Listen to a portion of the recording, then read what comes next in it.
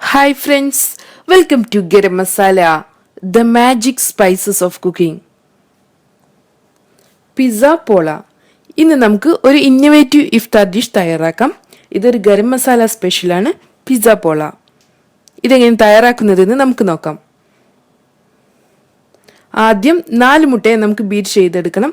ഇതിനുവേണ്ടി നമുക്ക് മുട്ടയെ ഫുഡ് പ്രോസസ്സറിലോട്ട് എടുക്കാം.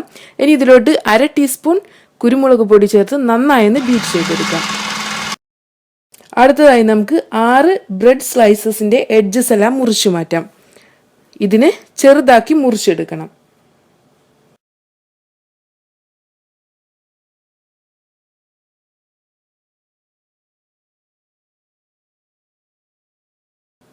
ഇനി നമ്മൾ ബീറ്റ് ചെയ്ത മുട്ടയുടെ 1/3 ഭാഗം നമുക്കൊരു ബൗളിലോട്ട് എടുക്കാം. ഇതിലോട്ട് ആവശ്യത്തിന് ഉപ്പ് ചേർത്ത് നന്നായി മിക്സ് ചെയ്തെടുക്കാം. ഇനി ഇതിലോട്ട് 1 കപ്പ് പാൽ ഒഴിച്ചു കൊടുക്കാം. ഒന്നുകൂടെ മിക്സ് ചെയ്തെടുക്കാം.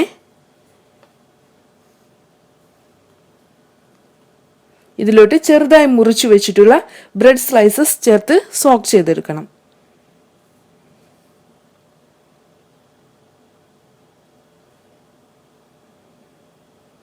നമ്മുടെ ബ്രെഡ് സ്ലൈസസ് എല്ലാം സോക്കായി വന്നിട്ടുണ്ട്. ഇനി നമുക്ക് ഫില്ലിംഗ് തയ്യാറാക്കാം. ഒരു ബൗളിലോട്ട് നമുക്ക് 1/4 കപ്പ് വീതം ക്യാബേജ്, ക്യാരറ്റ്, ബെൽ പെപ്പർ ഇവ എടുക്കാം. ഇതിലോട്ട് ചോപ്പ് ചെയ്ത് 2 പച്ചമുളക്, ചെറിയൊരു തക്കാളി, ചെറിയൊരു സവാള, മഞ്ഞൾപ്പൊടി, ഉപ്പ് ഇവ ചേർത്ത് വേവിച്ച 1/4 cup beef, 2 table spoon slice ചെയ്ത ഒലിവ്, 3 ടേബിൾ സ്പൂൺ വീതം മയണൈസ്, ഗാർലിക് പേസ്റ്റ് ഇവ ചേർത്ത് നന്നായി മിക്സ് ചെയ്യണം.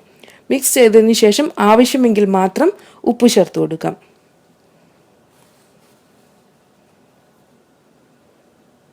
ഈ ബീഫിന് പകരമായി ചിക്കൻ യൂസ് ചെയ്യാം. ഇനി നമുക്ക് പോള തയ്യാറാക്കാം.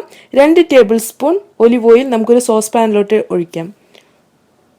ഇതിലോട്ട് നമ്മൾ ബീറ്റ് ചെയ്ത് വെച്ചിട്ടുള്ള മുട്ടയുടെ 1/3 ഭാഗം ഒഴിച്ചു കൊടുക്കാം. ഇതിന്റെ മുകളിലായി നമ്മൾ സോക്ക് ചെയ്ത് വെച്ചിട്ടുള്ള ബ്രെഡ് അറേഞ്ച് ചെയ്യാം. പകുതി ഭാഗം ബ്രെഡാണ് ഉപയോഗിക്കേണ്ടത്.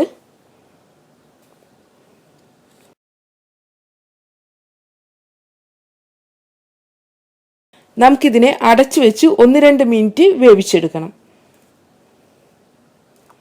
ഇപ്പോൾ നമ്മുടെ ബ്രെഡ് ഡ്രൈ ആയി വന്നിട്ടുണ്ട്. ഇനി ഇതിന്റെ മുകളിലായി നമുക്ക് 3 table spoon pizza sauce apply ചെയ്യാം. പിസ്സ സോസിന് പകരമായി ടൊമാറ്റോ കെച്ചപ്പും യൂസ് ചെയ്യാം.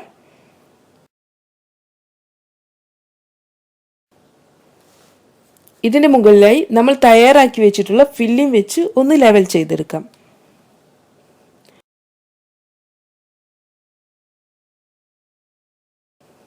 അടുത്തതായി നമുക്ക് 1 കപ്പ് മോസറല്ല ചീസ് സ്പ്രെഡ് ചെയ്യാം.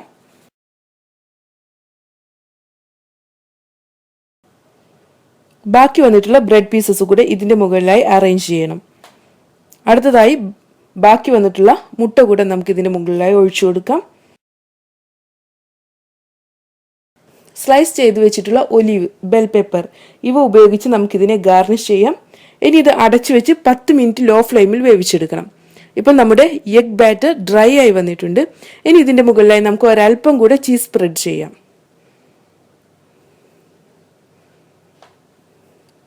നമുക്കിതിനെ അടച്ചു വെച്ച് 5 മിനിറ്റ് കൂടെ ലോ ഫ്ലെയിമിൽ വേവിച്ചെടുക്കാം. ഡ്രൈ ആയില്ല എന്ന് തോന്നുകയാണെങ്കിൽ കുറച്ച് സമയം കൂടെ നമുക്ക് വയ്ക്കാം. അതിനുശേഷം ഫ്ലെയിം ഓഫ് ചെയ്യാം.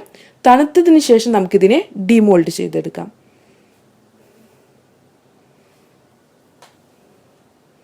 നമുക്കൊരു സ്പാച്ചില ഉപയോഗിച്ച് നമുക്കിതിൻ്റെ സൈഡെല്ലാം ഒന്ന് സെപ്പറേറ്റ് ചെയ്തെടുക്കാം. ഇനി നമുക്കിതിനെ ഒരു സെർവിങ് ഡിഷിലോട്ട് മാറ്റാം. അങ്ങനെ നമ്മുടെ ടേസ്റ്റി ആൻഡ് ഡെലീഷ്യസ് പിസ്സ പോള തയ്യാറായിട്ടുണ്ട്. നമുക്കിത് സെർവ് ചെയ്യാം. Thank you.